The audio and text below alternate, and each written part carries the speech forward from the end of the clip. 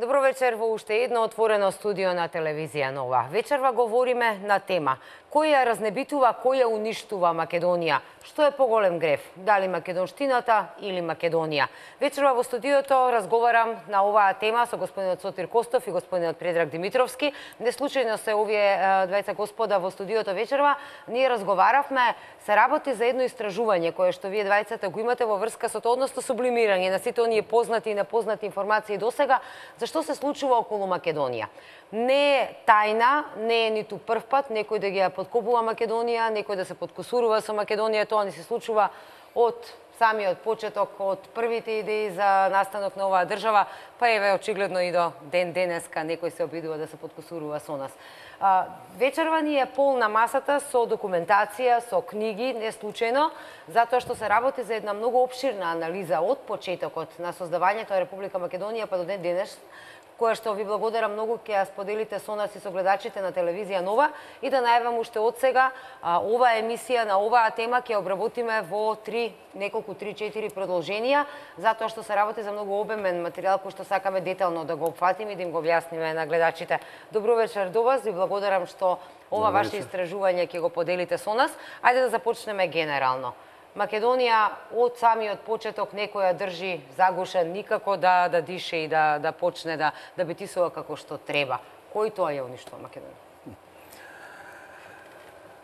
Притисоците за и алчноста за моќното име Македонија, исконско,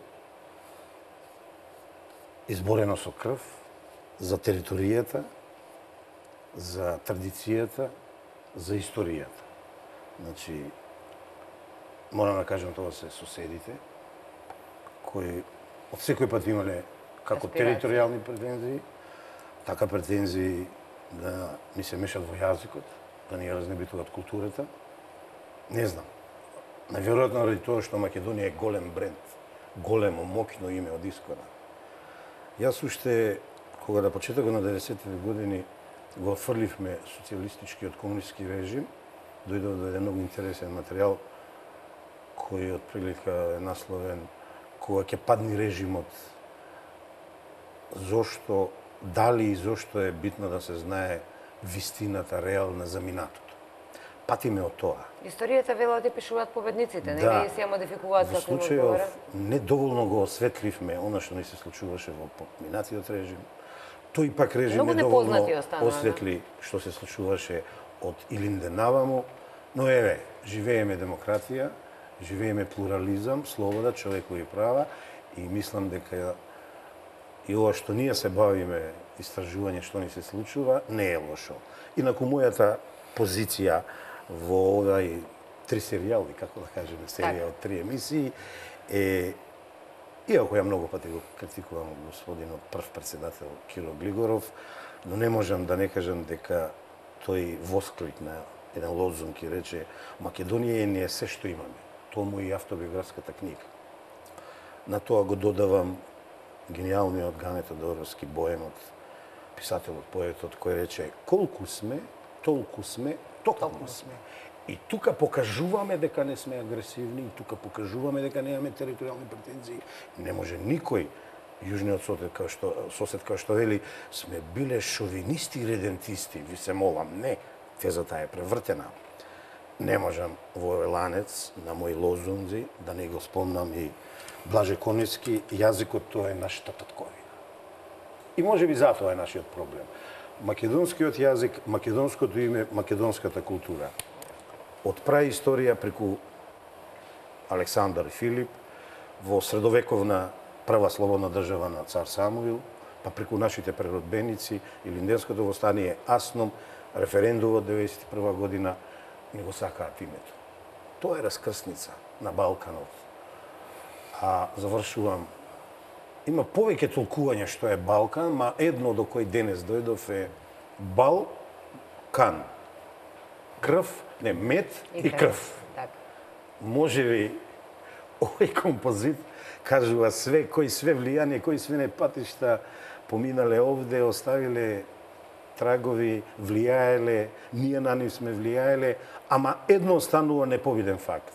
Само македонците од давнишни времења, преку средновековието, па да 17, 18, 19, 20, 21 век, останале со името македонци, го прифатиле името на територијата, а сега и државата Македонија, никој не го оспорува, додека Грција не се сети дека ако го прифати името, некој ќе ја бара Егејска Македонија. Мислам дека тоа е нашиот проблем. Така, многумина аналитичарите велат дека не е само проблем Егејска Македонија за грците, туку еве да одам и пошироко да не речам буквално целата историја на Грција која што има украдено и дел од македонизмот, дели различно е. Се знае и низ историјата, се знае дека било различно Македонија и Филип и различно било Солун и така натака, но ете тоа се позаборава сега, па дури историчарите нивни грчки го позаборават. Господине Предраг, многумина вела дека Македонија била дете што плаче, затоа што постојано се жалиме дека ете нас некој ни ја крои судбината, некој постојано ни се меша, а всушност не е тоа така. Ни се мешали, еве, имаме документи, имаме познати информации, напишани информации дека постојано некој и работел на Македонија зад грб. Значи, ќе се надорасам на господинот Костов. Прво, чувствувам потреба да кажам дека како се уште и после 25 години самостојност, плюс оние 40-50 години во рамки на Федеративна Југославија, како се уште да немаме чувство за државност и чувство за национална припадност, изградено чувство, цврсто чувство, од кое нема назад. Сега, оно што би се надоврзал. Последната социјалистичка или комунистичка влада, например, во овој контекст кажано, има изготвено една бела книга за тоа што не очекува или што се плановите за понатаму. Меѓутоа, таа бела книга досега не е објавена во македонската јавност. И може да се сведе на една табу тема. Ќе говориме ли малку за таа бела книга низ овој серијал? Не знам, би било интересно да знам што се чува. Треба да ја видиме, да ја имаме. Јас не знам дали воопшто постои во архивата на владата. А се знае? Апсолутно. Со доказ дека постои. Како новинар имам добиено задача да го побарам последниот социјалистички премиер и да разговарам со него на таа тема, меѓутоа најде изговор дека таа е некаде во неговата куќа на подкровјето и не може да ја најде. Не може да најде. Значи, постои. Постои, меѓутоа незината содржина се уште е непозната за јавноста. И уште нешто. Се знае ли барем во таа бела книга на Македонија судбината е црна или бела? Не знаеме, ништо немаме, никаква информација. Не знаеме. Баш би било интересно што предвидувала таа последна дали се реализирала социјалистичка комунистичка влада, што ја очекува Македонија во наредниот период. И уште нешто како надоврзување. Не станува збор само за соседите. Да.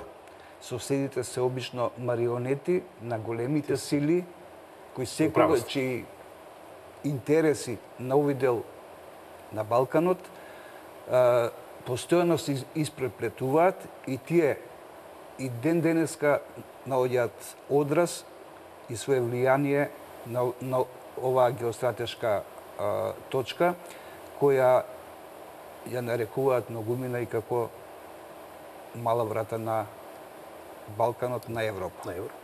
На Европа. И сега во овој контекст уште нешто. Кога веќе го споменавте првиот председател господинот Киро Глигоров, за кого деновиве беа одбележени 100 години од неговото раѓање, нели со посебна церемонија во Македонската академија на науките и уметностите. Ако се сеќавате, пред крајот на неговиот втор мандат, во контактите со меѓународната заедница, инсистираше Македонија да не биде ставена во Западниот Балкан. Да не биде дел од Западен Балкан. Какви сознанија имал и со какви сознанија располагал за да го побара тоа, веројатно само он знае. Настаните го потврдуваат. Западниот Балкан, да, постојано е емета на нешто и некого. Значи, реакцијата на господинот Глигоров, апсолутно од оваа временска дистанца, иако е кратка временска, апсолутно била на место. Затоа што ако се погледне кој останува како држави на тој Западен Балкан, се апсолутно, ајде да кажам, во најмала рака извор на нестабилност, како во регионот, така и за Европа. И сега многу ми навелат од граѓаните, оние што не ја познаваат геополитиката, не ги познаваат или не се интересираат, воопшто нема зошто да се интересираат за овие големи игри, нели? Па дури и ние новинарите некогаш сме држани во темница кога се работи за оние големи игри на големите, како што ги нарекуваме во светот. Велат, што па ќе биде гајле на една Русија или на една Америка за една Македонија која што можат нема и да приметат дека е прелетале со нивните авиони, меѓутоа не е тоа така. Македонија е на една таква географска положба.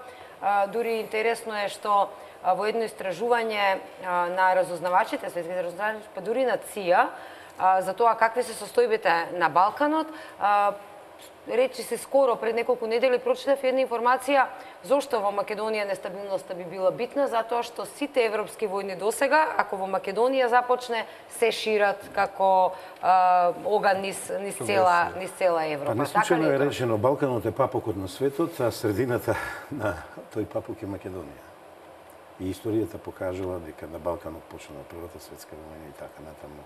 Дека можеби решавањето на Втората светска војна почнува на Балканот со удар од Титова Југославија што го прави.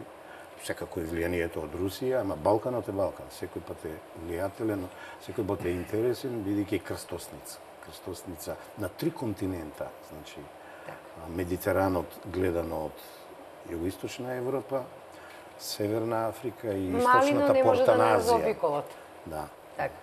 Ќе говориме на оваа тема, меѓутоа ќе започнеме од почеток, за да имаме еден континуитет за тоа што се случувало со Македонија. Сега само ќе дафрлам за гледачите. Имаме многу интересни документи овде, барем пред мене, јас што ги добив. Интересни документи за муабетот помеѓу Милошевиќ во едно време и претседателот на Грција околу Македонија и тоа како тие се договарале, но ќе започнеме од почеток. Ќе започнеме од самиот почеток. Ние имаме подготвено еден телоп, ќе побараме од режија прво да го пуштиме, да го чуеме тој телоп и потоа почнуваме со анализирањето на тоа кој ја разнебитува, кој ја уништува Македонија. Раѓање и создавање на македонската државност. Иако идејата за македонска државност во историјата се појави, е присутна уште од поодамна. Сепак таа почна правно и политички да се оформува и изградува во втората половина на 19-тиот век. Најконкретно, незината реализација започнува со Разловечкото и Кресненското востание и со политичките акции на Македонската лига и на привремената влада на Македонија. Овие востанија се кренати, а политичките активности се придвижени во рамките на источната криза во период од 1875 година до 1881 година.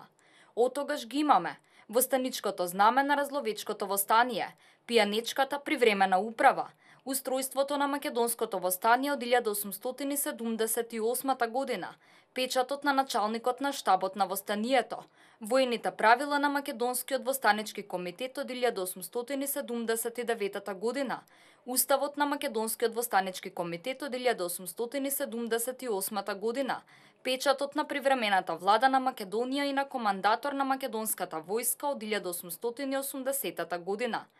Генерациите македонци кои во овој период ги започнаа борбите за македонската државност, изникнати, проникнати, вткаени во името на земјата и територијата што со векови ја населуваа нивните предци Македонија. Чувствувајќи се како македонци, се поврзуваа со светлата историја и вековните традиции на државата на Самуил, во средновековието и старата македонска држава од времето на Филип II и на Александар III. Врз оваа основа тогашните генерации македонци, именски, културно, духовно, правно и политички, ги разграничи интересите на својот народ македонски и на својата земја од околните балкански народи, подоцна и држави Србија, Бугарија, Грција и Албанија. Така се поставени историските бариери, правни и политички, против претензиите на своите соседи, без разлика дали се состојат во заземање на територија, подчинување и асимилација на население, разнебитување на јазикот и културата.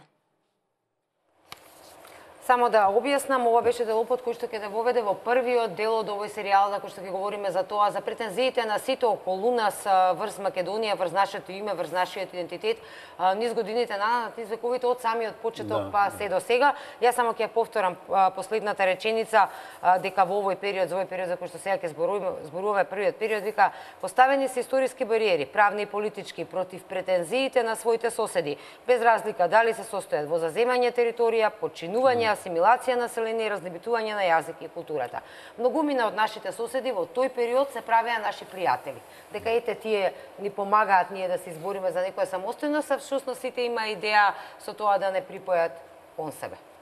Па видиме, со овој почеток со Пепи сакавме да покажеме дека Македонија, и еве храбро Пепи кажа дали е под наводници голем греф македонштината или Македонија, не е коминтеровска творба, значи не е бастард, што се вели на англиски, на коминтерната, туку напротив. Самиот народ. Успешна рожба на македонците во повеќе вековни тенденции, желби, борби. И сега ние овде не прераскажуваме со Пепи историја, ако добро забележавте, набележуваме само политички акции, правни действија и одлуки и символи на сите нив. Значи, зборуваме тука за печати, за знамиња, за правите устави, правите правила, значи, зборуваме за правно формирање на една Македонија. Меѓутоа, тоа не значи дека македонштината не постоела и претходно, секогаш постоела. Ама тогаш почнува да се изразува во два правца. Едниот правец е на културен и духовен план, тоа се нашите преродбеници, ќе ги спомнуваме во овие 3 емисии, а вториот правец, тоест вториот крак, инаку тоа е еден правец, се револуционерните дејци, кои преку овие две востанија, подоцна ќе видиме и третото и четвртото востание, почнуваат да заокружуваат државноста, да ги градат темелите на државноста на Македонија. И сега јас сум познат стар рокер, ја одма ќе ве подсетам на Pink Floyd и Another Break in the Wall. Значи, уште една тула во зидот во превод. Значи, секој од овие востанија, ние ги споменуваме вечерва 4, ги има многу повеќе. Вградувале по една тула повеќе во зидот на државноста на Република Македонија. Отпаѓаат сите предпоставки, коминтерната многу покасно дека не породила, никој сака како мртвороден че денес да не направи. Не, самиот народ се идентификувал со територијата први. Сега е веќе држава. Се идентификувал со историјата, историските настани. Се идентификувал со традициите на случувањата на народот и ја создал културата. И сега да ве подсетам, ние ја спомнуваме овде големата источна криза од 1870 па натаму, тоа се битките кога почнуваат војните Русија, Турција, Австро-Унгарија. Тоа е веќе распаѓање на големите 3 империи, раѓање на новите империи. И тоа е период кога многу нации се освестуваат, тоест народи се продуховуваат на Балканот и не само на Балканот, се создаваат нациите и не е точно дека ние касниме. Напротив, се создала српската држава, се создала бугарската, се создала грчката, на крајот завршува процесот со 1912 со албанската држава. Сите превземале негативни мерки код нас, често пати не сме биле милувани од големите сили и нас не попречиле да станеме и ние држава, а инаку на овие конгреси познати, Берлински, Букурешки, мировни конференции, Франција и така натаму, Паришка, разговарано е за Македонија. Никој пат до крај дискусијата не е изведена и никој пат документите и иницијативите што ги поднасале нашите преродбеници, нашите организирани групи, како од духовно-културната насока на нашето македонско движење, така и од револуционерната насока, не успевале докрај да бидат втемелени како завршен документ или вградени во загребашкиот документ. Тоа се злоупотребува и ден денеска, сила зашто кажа дека 100 години не сме постојали. Никој пат немавме спонзор, никој пат немавме грб на некој. Да, можеби тоа е голема наша грешка, да ви кажам, наверојатно наша грешка е. Јас ќе ве потсетам на една мисла, ќе ја парафразирам, нема да читам на Крсте Петков Мисирков. За мене Ангелус Новус, тоа е значи ангелот кој дозволи Македонија и македонскиот народ да летнат. кој вака рече, собитијата, и тому е во предговорот за македонските работи, главната книга за настанокот на Македонија. Паралелно е со Инденското востание. Значи, тој вака вели, собитијата што ни се случува и ни се случуваат денес, чии сведоци и актери сме ние, прават да ние правиме работи некој пат, може би мислиме дека добро правиме, но се раскаруваме и сме не единствени за Македонија. Па ви се мола, дали треба да ве подсетувам? До ден денес проклетството на левицата, на десницата, сакате од времето на Илинденското востание, сакате од времето на НОП, сакате во комунизмот, па ако сакате и либералите, и тие негде тука сте сместени, или сакате во плурализмот. Ете, од тоа ние патиме, од разединетоста на македонското ткиво и може би е недостаток на лидерство. Јас правев една анализа, нека не ми замерат денешните политичари, лидерството на македонскиот народ многу побило изразено на крајот на 19. век, на почетокот на 20. век, до половината на 20. век, до појавата, значи зборувам за комити, за револуционери, за преодбеници и за партизани, и завршува со партизаните. Кога се јавуваат револуционерите, кога започнува црвениот терор, ние некако го губиме лидерството, македонско мислам. 40 години Македонија зависи од две личности. Лазар Кулешевски, Крсте Црвенковски. Нивната улога докрај не е расветлена. Пепи, мислам, една книга носи за Кулешевски. И лично мислам, од тогаш имаме проблем со лидерството, иако, да бидам искрен, на почетокот на плурализмот се јави еден млад харизматичен лидер, Љупчо Георгиевски, на политичка партија која го носеше историското име и се уште го носи со додавката на ДПМН ВМРО, и тие почнаа да зборуваат за создавање на Република Македонија како посебна самостојна и независна и слободна држава. Оние кои припаѓаат на левицата зборуваат, да, ама да видиме што ќе биде со Југославија, како да каскаа за настаните, и го додадува на референдумот на Опавчево, а сега се правда дека тие биле државнотворни. Не, овие три емисии ќе се потрудиме да кажеме дека тие се далеку од државнотворни субјекти, ама имаат удел. Имаат удел. Значи, тоа е нашиот проблем, што мораме да се обединиме. И видите што ни се случува. Политичките партии на албанците ни се обединуваат, поточно ги обединува странски субјект. Ние не успеваме левицата и десницата и центарот, ако сакате да се обединиме, за да си ја спасиме Македонија. Ниту околу најважните, да, ниту околу најважните прашања за опстанокот на Македонија. И овде ќе завршам со една мисла на новоизбраниот председател на Франција, Република Франција, Макрон, кој вака велеше: јас чувствувам патриотска должност пред народот на Франција да му ветам или да му го исполнам ветувањето ако бидам избран. Оваа изјава даде пред да биде избран. Доколку ме изберат, на Европската унија ќе ја кажам дека е бирократска и дека мора да биде реформирана, или доколку тоа не го направи, ние ќе истапиме, значи покрај Брекзит ќе има и Франкзит. Па видете сега. И вика, тоа е мое патриотско чувство. Значи, Пепи, како може тој да има патриотско чувство, а кога јас и ти сакаме и Анита да имаме патриотско чувство, нас не крстуваат овие од левата страна, од спектарот на политичкиот спектар, не крстуваат дека сме вакви, онакви и дури насилници и толпа не прават и било што. Не, сите имаме патриотски чувства, барем тие што сме осознаени, и сите во Европа треба подеднакво да имаме патриотско чувство, а не французите да имат помалку, ние да имаме помалку или да немаме никакво право на патриотско чувство. Ќе се надоврзам повторно. Кога станува збор за коминтерната, ми се чини дека во македонската историја малку е проучена етапата и постоењето на Балканската комунистичка федерација. Да. Академик Атарџиев има издадено книги за тоа, меѓутоа во системот на образование, научната историска мисла, ми се чини дека тој сегмент е многу малку обработен. А токму во таа Балканска комунистичка федерација лежи како основа околу обединувањето на трите дела на Македонија.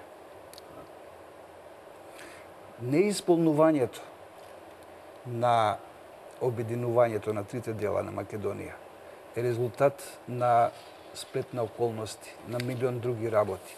Меѓутоа, основата за обединувањето лежи токму зборуваме за обединувањето, не за постоењето или непостоењето на македонизмот како национално чувство или национална припадност, туку И кој тоа е дел од македонизмот. апсолутно Би требало да согласиме. Да, иако тој дел треба многу подетално да се проучи, да се анализира, за да се видат поточно моментите и виновниците за нереализирањето на целата таа идеја. Само се во права, Пепи.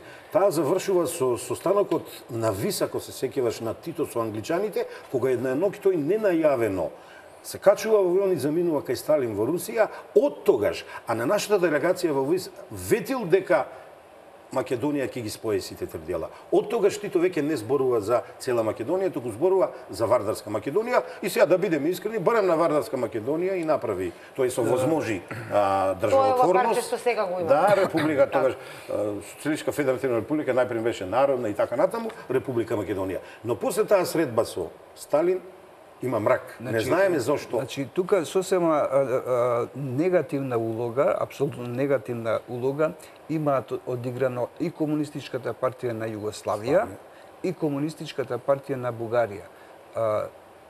Георги Димитров и претходникот на Тито, според кој решавањето на македонското прашање го толкува како уставно прашање на кралството на србите, хрватите и словенците, односно кралството Југославија. А кај Димитров тоа доаѓа целосно до израз дури по завршувањето на Втората светска војна, кога од една речиси готова работа за обединување на Пиринска со Вардарска Македонија, и граница не постоеше година и половина. Така, паѓа во вода се заради пазарот на големите сили, повторно на големите сили. И ова кога го најконкретно СССР. Кога СССР има други амбиции, СССР е директен учесник и поттикнувач, дури би рекол и на граѓанската војна во Грција. Дури апсолутно со помош на Југословенската комунистичка партија и со улогата на Тито. И Велика Британија. Што секако завршува неуспешно една голгота на македонците од можеби најголемата геноцидот фактички на македонците од егејскиот дел на Македонија. Сега кога ги спомна британците, во книгата на Лазар Колишевски, времето на Колишевски од Драган Клјакич, многу детално се објаснети тие по датуми, точно по датуми, присуството на британската делегација на првото заседание на АСНОМ, нивната реакција, експресна реакција при нивното министерство за надворешни работи и 52 точки на број за состојбата моментна во Македонија и можностите за обединување на трите дела на Македонија. И посетата експресна на Черчил на Москва само еден месец по престојот на Тито во септември 1944 година, со што го предомислува Сталин и за почитување на договорот од Јалта. Секогаш ни ја кроеле судбината странци. Луѓе од надвор, вие споменавте тука Колишевски, споменавте и Тито, нели каква улога сепак има за освојувањето на Македонија. Имало ли македонци, големи македонци кои што во тоа време можеле, не биле чуени, биле чуени? Околу целата оваа работа зборам за сите овие информации и книги кои што ги имате, освен Комунистичката партија. Значи, уште од тогаш, разузнавачи, милион странци се во Македонија и ни работат на грба. Сме имали ли ние дашто? Много интересно прашање поставаш, да ти кажам. И виде вака, тоа планиравме за втората емисија за хероите и предателите, ама еве вака, Македонија секој пат имала големи луѓе и сега ќе сгрешам ако ставам некој мегник од каде да почнам. Ајде негде од средината. А Гоце Делчев, па најголемиот, сега филозоф на Република Македонија. Покрај тој што е револуционер. Па тој што кажува, светот го сваќам како поле за културен надпревар на народите и така натаму, значи тој така ја сваќа и Македонија. И сега замислете, после него не се најде човек филозоф ова да го разработи во поново време. Ја и Пепи случајно заедно бевме вчера на една промоција на една. Дори тогаш Гоце Делчев има едно интервју кој што јас го имам читано, за кој што вела дека бегло е познато кај нас и воопшто не се зборува за грчки весник, каде што кажува, го прашуваа дали сте со грците или па не знам излезено. Хотел, така, и каде што вели не сме ниту грци, па ниту тој најасен. Тој најасен одговор за сите претензии од соседите. Ако ми дозволи. Ајде, како не. Споменувањето на Гоце Делчев. За мене, прашањето за Гоце Делчев е едно прашање кое од осмолетка до крајот на студии било кој професор може да бутне или да даде слаба оценка или да му даде највисока оценка на ученикот, односно студентот. До ден денешен, дури и интелектуалната елита, би рекол, не знае да одговори точно на прашањето што бил Гоце Делчев, македонец или бугарин. Да, затоа што тој се обидувал, оно што јас го имам читано, да добие помош. Било јас каква го ценам помош, она што направил за Македонија. А само да се надоврзам, мислата да ја докажам. Вчера бевме на една промоција на една прекрасна книга од Ацо Станковски, мојата приказна за Македонија. Сега таму дешавањата ќе ги скратам. И учителката, професорката Мирка вака вели: па што е бре луѓе, што сакаме да успееме кога Македонија денеска има само 3 филозофи, вика. Ферит Мухич, Саркањац, вика, и помогни ми за третиот кој беше и Цуцуловски. И сега вика, Цуцуловски последно време се поправа петната од комунизмот, ги вади, прекрасно работи, вика, за Македонија. Саркањац не можеме да му најдеме, вика, никаква мана. А Ферит Мухич ги уништи, вика, сите млади, вика, генерации на филозофски факултет. И сега кога ќе споредиме Србија, Хрватска, па ако сакате и БH, Словенија, имат неколку генерација млади филозофи што филозофски ги вивнаа своите држави, само со исклучок на БiH, што и се случува, знаеме, на БiH, али сите овие 3 држави одат напред, тие имаат филозофски мислители кои издаваат трудови кои се залагаат за филозофско, културно, идентитетско издигање на нивните држави, народ, култура и така натаму, а ние кого да спомениме? Сега, да не биде само Гоце Делчев сам, ајде од епохата на НОБ да ве подсетам на Кузман Јосифовски Питу. Сите викат вториот Гоце, идеологот на НОБ, ама не го оттепа Анита. Гоце не го оттепа. Него не го оттепа. Најголем број народни херои од НОБ не ги оттепа. Сите револуционери што ги има во македонската химна, 4-5 не ги оттепа. И сега не можам да сватам како нас, тие што кажам, како да кажам, сме поддиректни или побезобразни кога велиме, да, во Македонија има херои, предатели, во Македонија има убијци, зборам за историјата, не денес. Во Македонија има убиени и мене ме напаѓаат или тие моите соистомисленици дека сме ја делеле Македонија. Па не, во една од понатамошните емисии, цели 2-3 книги томови ќе донесеме со сите убиства во историјата на Република Македонија. Извршени од македонска рака, инспирирани од великобугарски, великоалбански, великогрчки или српски интереси кон Македонија. Еве одговорот на твоето прашање, сме ги имале македонците. Сите се напојувале од Александар Македонски, од Филип. Филип е создателот на македонската империја. Зошто ги имаме и оние другите кодошите? Мислам, стара народна е предрак дека македонецот Еве го илустраторот, човек што ја проучи македонската илустрација, малку повеќе од мене, тоест малку повеќе знае од мене, па нека одговори на ова. Да, ова нема да одговорам сега. Да. Те провоцирам. Ќе се надоврзам само на тебе, ќе изуми една личност. Повеќе не сум. За мене, Павел Шатов. Да. Значи, во светот постоеле 3 личности кои на Сталин во предвечерието на нападот од страна на Германија му јавиле со депеши, со телеграми. Кој беше Барбароса или кој беше за? Да, за Барбароса, 22 јуни 1941.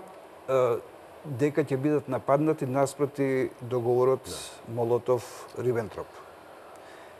Од тројцата, еден човек е Павел Шатев. Едниот е Зорге од Јапонија, од Токио, за кого американците нели направија посебен филм. Филм, така е. Така, а ние, нашиот Зорге, е жртва на државата на која го посветил целиот негов живот. Согласувам, Пепи, ама во една друга емисија во ова студио, мислам, зборев за него, знаеш што ми одговори ја?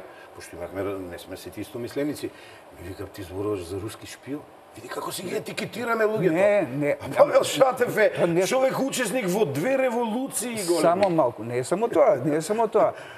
Толкаво дело има оставено, книги, томови напишано. Неговото Тука дело. и Панко Брашнаров. Да, неговото дело апсолутно ја става Македонија на картата на дефинитивно ја става печат на картата на антифашизмот, на страната на антифашизмот. Тука ја гледам улогата на Павел Шатев. И на таа телеграма подпишана со Треба прилика да ги видам делата, сега издадени Коста. пред година-две, тоа е грандиозно дело, ја не стигнав да го проучам, така бегло исчитав, таму има томови да читаме. Значи, Анита, ти прашањето што го постави, ти е многу на место, ама одговорот е имала Македонија. Лично мислам, има и ки има, бидејќи тоа се работи за нашиот опстој. Тие луѓе го прават нашиот простум и видете сега, не мора да се се тоа политичари.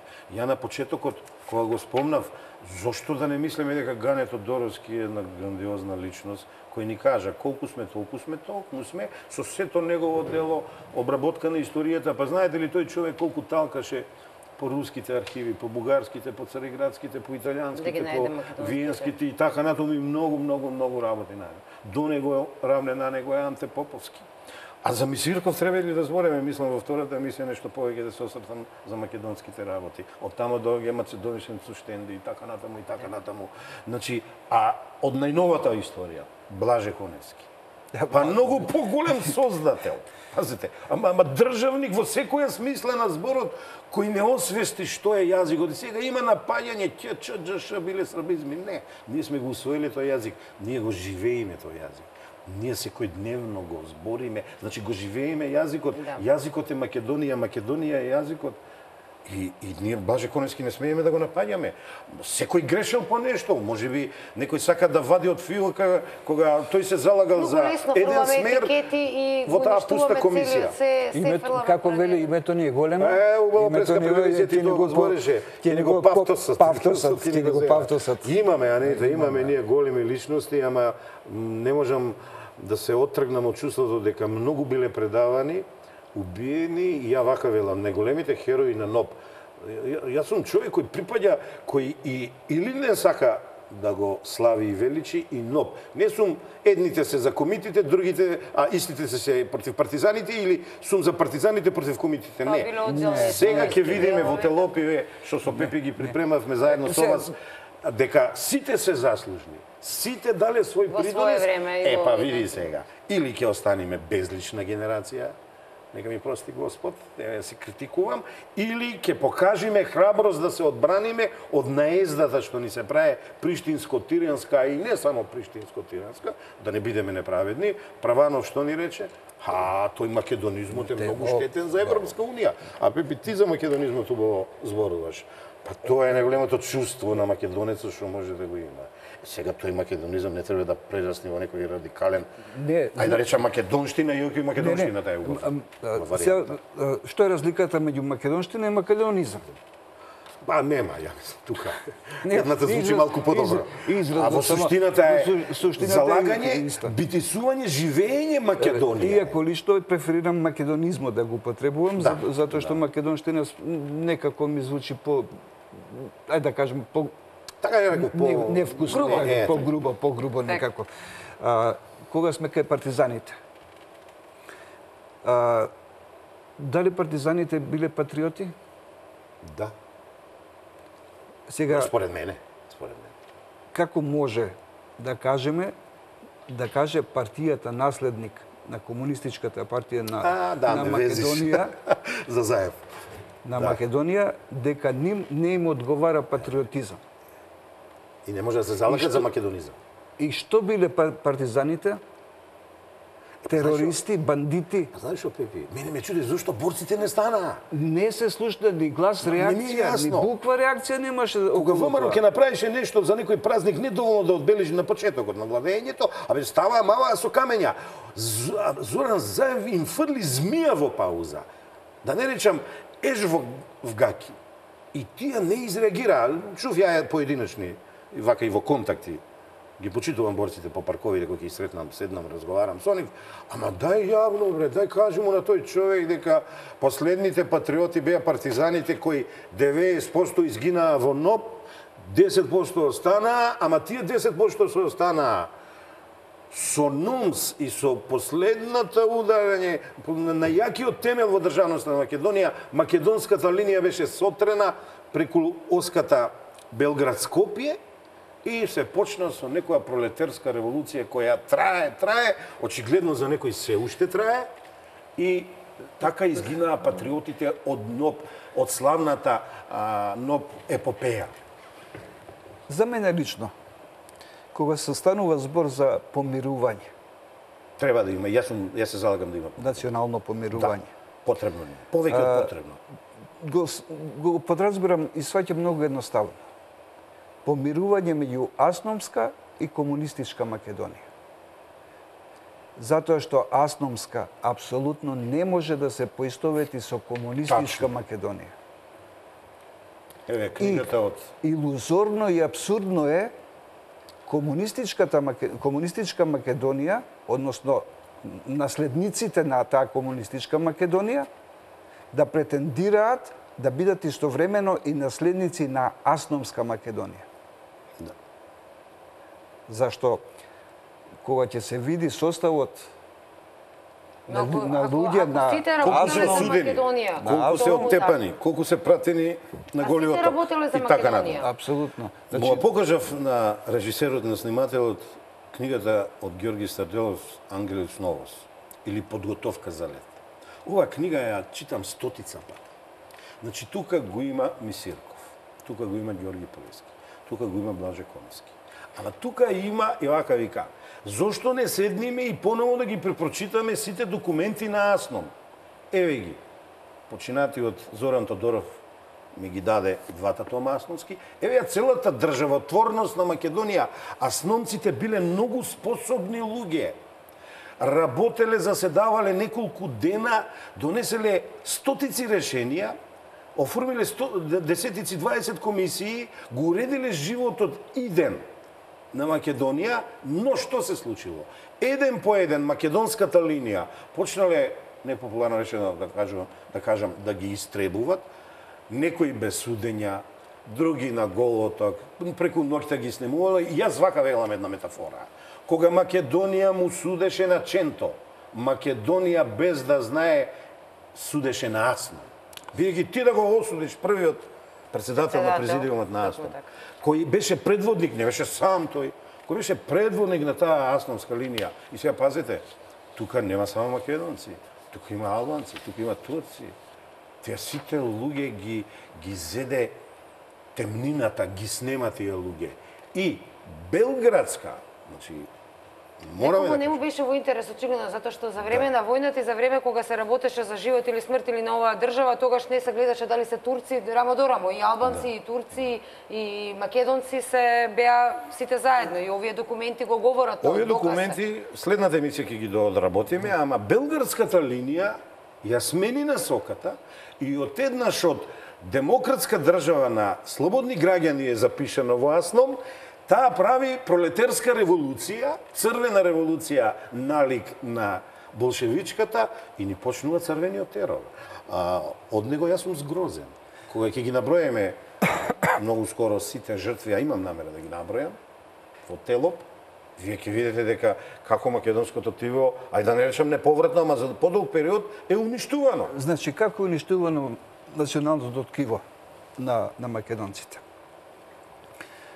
Едвард Карделј, при посета на Варшава, состанок на комунистичките партии, вели, ние со нашата опозиција не се справуваме демократски, туку ги правиме соработници на тајните служби.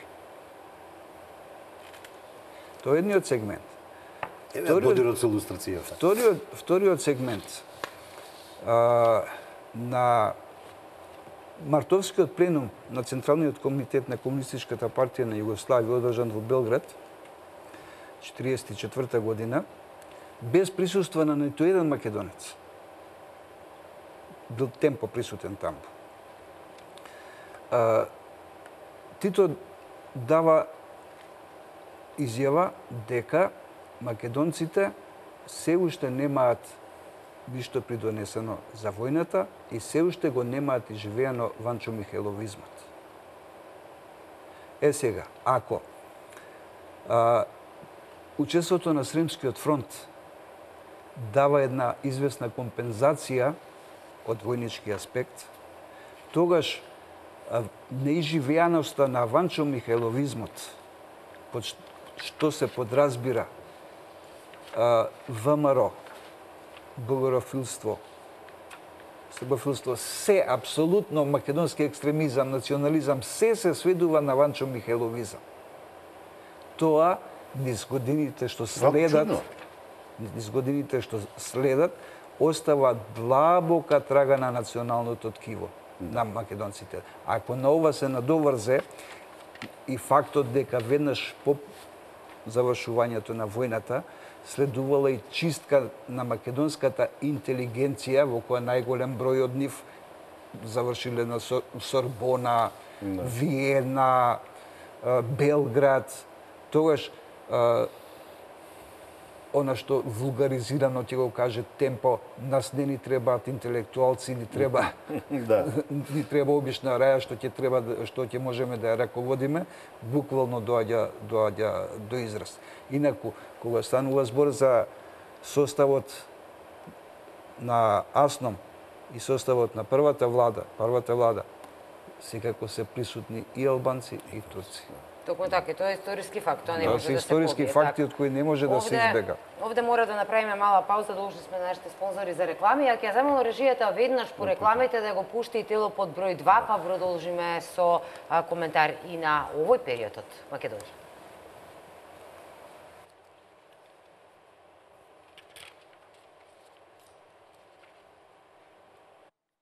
Градење на македонската државност. Идејата и борбата за слобода и државност на македонците и Македонија се пренесоа и на следната генерација, а кон нив се приклучија дел од претходната револуционерна генерација. Значајно место во колективната свест на македонците и во историјата на македонскиот народ завзема револуционерната борба од крајот на 19-тиот век и од почетокот и средината на 20-тиот век. Илинденско востание 1903 година со Крушевска република, НОП епопејата од 1941 до 1944 година со првото заседание на АСНОМ.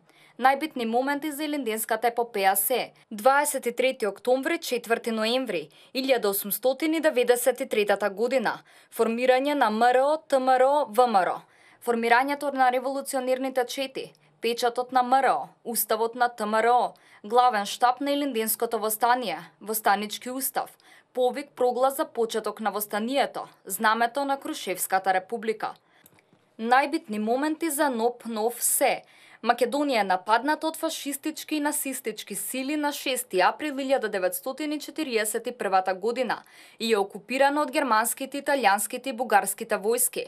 Организирање на антифашистички отпор и народно-ослободителна борба, формирање на Скопскиот, Прилепскиот, Кумановскиот и другите партизански одреди, проглас на ЦК на СКЈ од јули 1943 година, одлуките на второто заседание на АВНОј 29 ноември 1943 година, главен штаб на НОВ и на ПОМ, одбори и организации на Народниот фронт, иницијативен одбор за свикување на АСНОМ, првото заседание на АСНОМ со сите државотворни одлуки 2 август 1944 година, президиум на АСНОМ, Декларација за правата на граѓанинот на Демократска Македонија 2 август 1944 година, Второ заседание на АСНОМ 30 декември 1944 година. Третото заседание на АСНОМ 14 до 16 април 1945 година. Поделба на законодавна и извршна власт, избор на првата народна влада на Република Македонија, прераснување на АСНОМ во Народно собрание на Федеративна Македонија, донесување на повеќе законодавни решенија.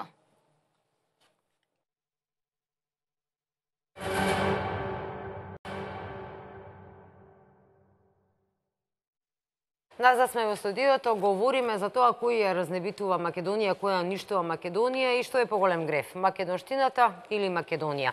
Разговарам со господинот Сотир Костов и господинот Преган Димитровски, како што најавив. Ова ќе биде серијал од 1-3-4 емисии, колку ќе не биде потребно, затоа што се обработува буквално цел период од самото започнување на македонската идеја како државно за државата Македонија, за тоа кој се ни стоел надглава, кој се работел против интересите на Македонија и на кој начин сме тука каде што сме денеска, односно слободно ќе заклучам на исто како и во минатото. Повторно говориме за тоа дали ќе не биде или нема да не биде. Сега, она што е интересно и за кое што ќе говориме, вие имате многу информации од вашите истражувања низ вашата кариера, но и овие книги овде кои што ги имате сублимирано, за тоа што се случувало работи кои што се малку познати. Јас ќе најавам, меѓутоа претпоставам дека за ова ќе говориме во втората емисија. Мене ми беше многу интересно и морам да го споменам уште во првата емисија интервјуот господинот Киро Глигоров, каде што тој јавно кажува дека министер Еден Фрчковски заедно со некој разузнавач странски му нудел Ролекс, пари, $1.000.000 во куферче кој што ги фрлал и потоа, а зашто? А видите сега, ако господинот Киро Глигоров беше првиот председател на демократска и плурална Македонија и ако се согласиме дека беше сериозен човекот, ја имам многу замерки на неговата политика, ама едно не можам да порекнам. Единствен лидер од Балканот, од државите што се распаднаа од бивша или екс-Ю, што не дозволи војна да има при тоа распаѓање, кога Македонија се одделуваше од СФРЈ, и мислам тоа му е една од најголемите придобивки, и ако му веруваме на неговите автобиографски белешки Ова е каде објавено? Книгата. Ова е во книгата? Не, ова е интервју, ова е објавено и по весници, и на телевизија, и на портали, него. Има автобиографска книга Македонија ни е се што имаме, а тоа беше еден од лозунзите на мојот приот кон оваа тема. Тој тоа го објаснува многу пластично на неколку страни во неговата книга. Дори ако не се лажам на 182 страна или така некако од книгата е, каде што вели: Фрчковски ме убедуваше неколку пати да го примам, господинот Грилакис. Тоа е одбегнат разузнавач на военото грчко разузнавање. Не знам дали одбегнат, нападнат или ни го подметнаа, кој се дрзнал на првиот граѓанин, на првиот председател на Република Македонија, да му влези во кабинетот, да го внеси љДФ Љубомир Данилов Фрчковски и најправин со скапоцен саат, а ме подсетува Пепи пред емисијата и со амфора од антиката, и секако највпечатливо го отворил акташната или куферчето и му рекол на председателот: па видите колку е ова многу пари. Ова се зборови на Киро Глигоров, на почитуваниот Киро Глигоров. Видите колку е ова пари и дури му ги расфрлал. Според кажувањето немам причина да не му верувам во тој дел. Морам да го прочитам овој дел, каде што вели за последното. Дали имаше и други подароци од Грилакис? Министерот се врати во кабинетот по 3 недели со неговиот полицаец, кој држеше еден голем пакет. Го отвори изненаден, гледа мантичка амфора со бесценната вредност. Ја уловија од лабочина на 200 метри, ми рече министерот, додавајќи еден мал подарок од Грилакис за помошта што му ја дадовте. Јас се разбира се развикав. А потоа се вратија со нов подарок, е прашањето од новинарот. Да, со една актовка. Доаѓа, ја остава на бирото, го отвара кодот, ја отвара актовката и ми вели: дали некогаш во животот сте виделе толку пари, господине председател? Во актовката имаше $1.000.000 во кеш. Со двете раце ја подигна актовката, ги фрли во воздух парите, банкнотите и праша: зошто не ги прифаќате? Јас бев црвенет од нервоза и му одговорив: собери се и стани да си одиш. Председателот не можеш да го подкупиш. Во овој момент го кршиш уставот. Да, епа видите, многу пластично кажано, и јас вака би додал со мои мисли. Ако на господинот Глигоров можеме една, две, три забелешки, дали за еквидистанца, дали за оние што сакаше коридори да ги прави за да ги прими од Косово, ама и трајно да ги преследува или кон Албанија и така натаму избеглиците, можеме да му дадеме приметби. Ние не можеме да му дадеме приметба на фактот непобитен дека беше нематериалист, не можеме да ги најдеме неговите вили на водно или не знам каде, не можеме да ги најдеме, не сме чуле за неговите сметки во швајцарска банка или во било што. Човекот беше скромен човек. И сега видите што му правеле за да го скршат, да го уведат и да не заборавиме, ово се случува 1993 година, за 2 години му прават атентат на човекот. Само дека фали еден податок каде завршиле тие да, тој преска го кажа тоа. Видите, овој момент ќе го искористам, не знам дали ќе стигнеме до досието Фрачковски во овие 4 емисии, ама вака да прашам. Па луѓе, ако сме реални, ако сакаме да си помогнеме, ако и мислиме добро на Македонија, дај да видиме од каде почна, каде се корените на корупцијата во Македонија. Ви тврдам, ово е првиот јавен случај обелоденет на врвни државници, председател, обид за подкуп на Република Македонија, министер, помагач во обид за подкуп и странски разузнавач, значи странски државен, уште полоше, странскиот разузнавач заедно го врши подкупот. Зошто аферата Грилакис не е разјаснета? Има една прекрасна книга за Бранко Црвенковски "Заблуда која се движи" од новинар Цветан Становицки. Гениална книга, ќе ја донесам следниот пат, ќе видите. Тој ја образложува таа афера, тој психолошки ги образложува тројцата учесници и кажува голем сраме за Македонија што не го процесуиравме тој случај. Ова не е, ова станува на ова интервју. Ако на почетокот реагиравме, можеби немаше да дозволиме стампедото од корупција што се случи од 1994 до 1998, а ова се случува и од 1993 година. Сега зошто го постави сега ова прашање, ги се вратиме повторно на назад, затоа рековме зборуваме за почетоците. Ова е само да речеме некаде кулминацијата на дрскоста и безобразноста на разузнавачките служби, на разузнавачите, односно на странските држави, кога веќе и без срам и перде директно доаѓаат и велат направи го ова, ќе добиеш волку пари или ќе добиеш ова или она. Не е прв пат. Односно, јас овде имам една карта која што вие ми ја дадовте и јас малку бев запрепастена да прашав за што се работи. Значи, не е прв пат странските служби да го прекројуваат Балканот. Јас, доколку може камерата да покаже, како беше, господине Костов, ова е мапа која што ја нацртале? Тоа е мапа на замислените кантони на англиската тајна служба во судејство со грчкото војно разузнавање, како тие Балканот го замислуваат, поточно како тие го замислуваат на Македонија, Србија и Босна. Тоа е човек да се згрози. Значи, јас морам да кажам еве да видат што гледаме овде, гледачите биде појасно. Си постои кантон Илирида, тоа е број 3. Еве го број 3, Тетово, скоро речиси до Скопје, Тетово цел тој дел од Македонија. Потоа интересно, постои кантон број 1 кој што го викаат Монастир, за кој што пишува дека ќе биде територија од 8500 квадратни километри со 580.000 граѓани. Капитал, значи главен град ќе биде Монастир, потоа дека јазик ќе биде грчки и српски, а дека најголема религија ќе биде грчката ортодоксна религија, значи постои таков кантон кој што грчката. Грчка, така, грчка.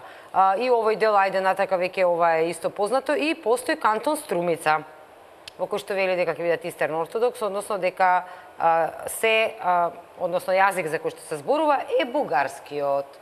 Оваа карта некако е многу позната.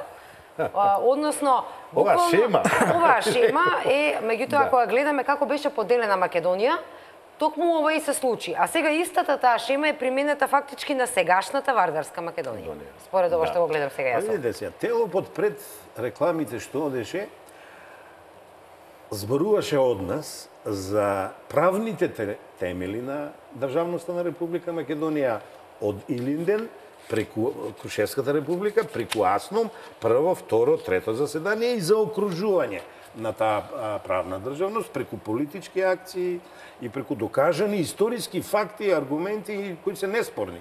Еве ги, тука се напишани се и ги имаме, значи. И сега видите, Македонија се дели, доваѓаме до третиот Илинден. До 8 септември 1991 година, тоа ќе оде у третиот телоп, Македонија се дели, Македонија станува независна држава, успева во тоа, Бадентер ни дава виза, ова е од времето тоа. Значи, во тоа време, кога ние веќе големите сили они и уште од тогаш Грција прават планови како да ни ја одземат државноста или да не спречат. Јас во тој контекст, Пепи, го гледам ветото на Грција за нашиот влез во ЕУ и НАТО, а според онаа спогодбата времена се има обврзана да не ни става вето и да не попречува. Значи, се е смислено и сега, кога ние од заедничка иницијативата Македонија протестиравме, кажувавме, вика, ајде бе, вие сте одлични послушници, вакви онакви на ВМРО. Не, прво ВМРО не е ѓаволот на Македонија, напротив, на светла точка на Македонија, па бакар било и ВМРО ДПМН.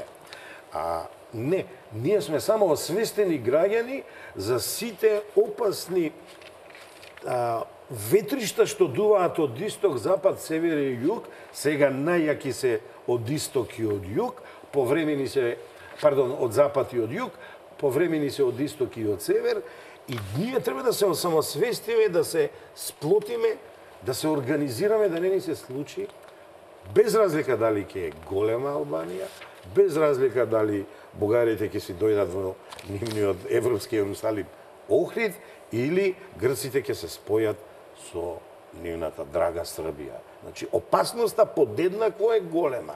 Македонија постои, Македонија живее. Ја, пошто пишувам за брендинг, living the brand.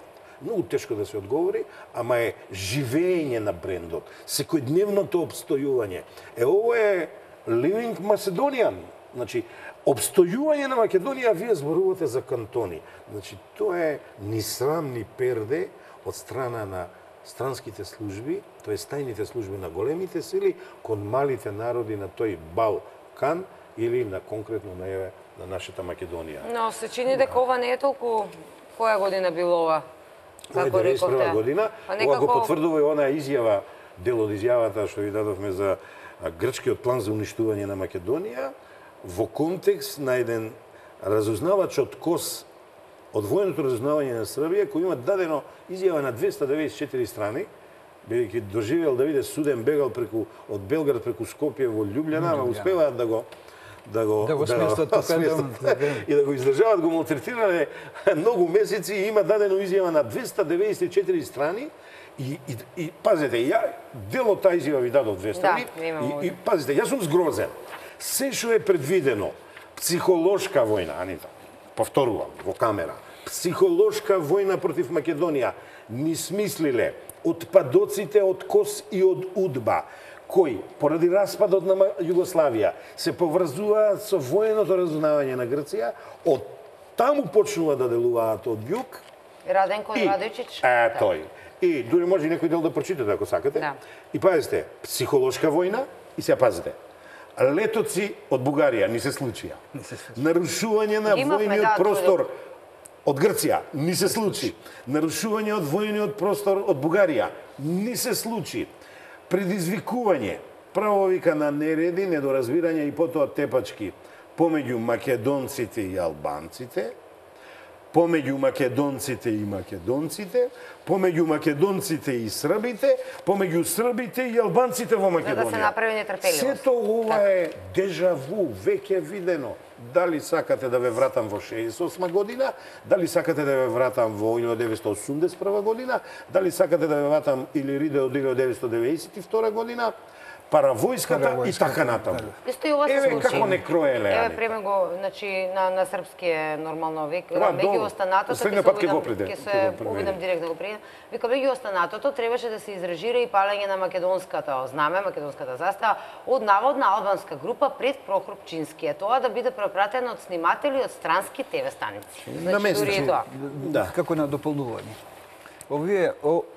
Овие листови се од познатото досие Опера, во кое поранишната тајна служба на Југословенската народна армија КОС, разузнавачката служба, ги има до детали разработено сите сегменти во случај на евентуално распаѓање на Југословенската федерација. И можда таму е предвидено и други работи, на пример процесот на приватизација, како ќе се одвива, што да се одвива. До детали држава, за секоја самостојна република која станува самостојна држава. Ги независува македонските олигарси. Да, ама и секаде е тоа, па може на 90% реализирано.